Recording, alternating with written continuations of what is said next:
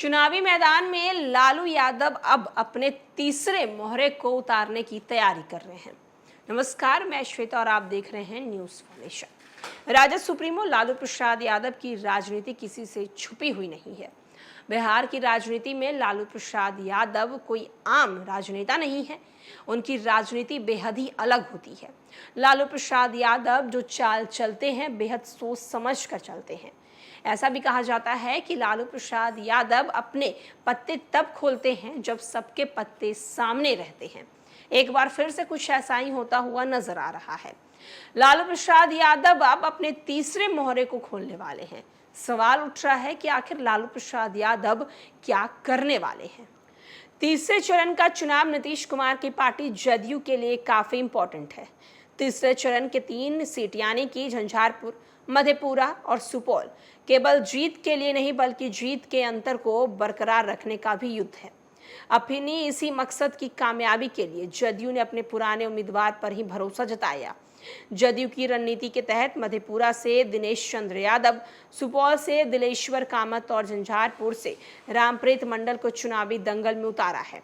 दूसरी तरफ इंडिया गठबंधन ने तीसरे चरण चुनाव में काफी बदलाव। लोकसभा चुनाव 2024 में महागठबंधन ने रणनीति बदली। 2019 में लगभग 3 लाख से ज्यादा वोटों से हारने वाले राजद ने अपना दांव झंझारपुर से छोड़ा और जीत की जिम्मेदारी की बागडोर वीआईपी के सुमन कुमार के हाथ में सौंप दी। लेकिन एनडीए के रणनीतिकार ने वर्ष 2019 में 6 लाख से ज्यादा वोट लाने वाले रामप्रीत मंडल पर ही भरोसा किया है।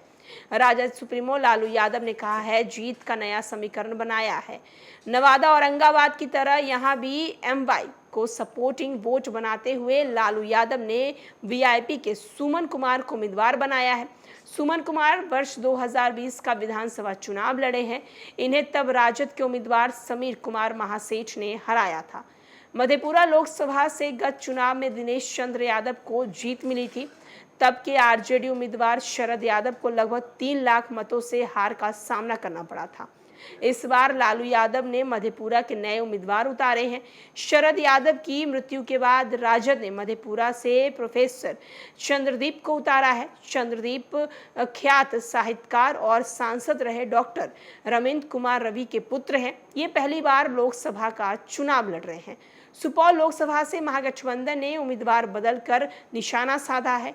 19 लोकसभा चुनाव में जदयू के दिलेश्वर कामत ने कांग्रेस के रंजीता रंजन को हराया था। तब कामत को 5,97,377 मत मिले थे। तभी रंजीता रंजन को 3,30,524 मत मिले थे। वर्ष 2024 के लोकसभा चुनाव में जदयू ने सिटिंग सांसद दिलेश्वर कामत पर भरोसा किया।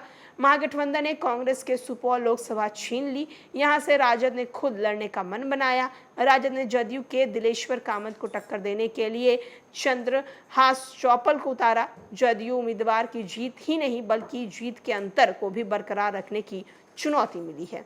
अगर हम बात खगड़िया की करें तो खगड़िया लोकसभा चुनाव में एनडीए के उम्मीदवार बदलने पर निशाना साधा है। एनडीए की तरफ से लोजपा ने सिटिंग सिंह सांसद महबूब अली कैसर का टिकट काटकर भागलपुर के एक व्यवसायी राजेश वर्मा को उतारा है। वहीं दूसरी ओर अगर अररिया की बात करें तो लालू प्रसाद यादव उम्मीदवार बदलकर अररिया चुनाव को रोचक बना डाला है। 24 के चुनाव के लिए राजद ने रणनीतिकार ने भाजपा उम्मीदवार प्रदीप सिंह को टक्कर देने के लिए स्वर्गीय तस्लीमुद्दीन के पुत्र शहनवाज आलम से होगी। 2019 लोकसभा चुनाव में राजद उम्मीदवार सरफराज आलम को मिली 2 लाख से ज्यादा मतों से हार के कारण राजद सुप्रीमो उम्मीदवार ने इस बार बदल दिया है।